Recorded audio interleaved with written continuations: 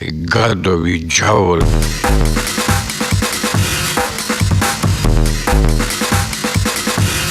Šta je bilo najbolje kod Seljaka? On je njegov crtež. Znaš, onako sve jednostavno, sa minimumom linija, ali sve onako tačno na svom mjestu. To je jedan jedinstven čovek koji se bavio stripom na potpuno divljački način. Gadovi đavoli sodone. Mogla tih stvari koje smo tad pravili nastajala iz onako puke želje da se sprdamo i da se življavamo, bez jasne ideje sa kim se sprdamo i zašto. Druže komandante, evo i crveni mundiri! Tolike količine ludila, lucidnosti, na jedno mjesto nisam strelao.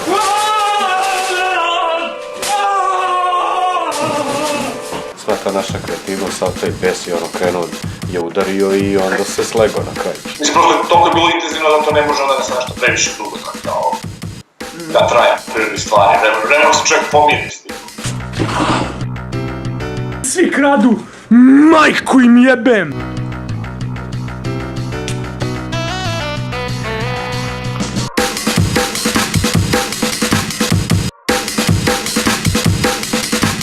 To je generacija koja je došla u jedan vakuum.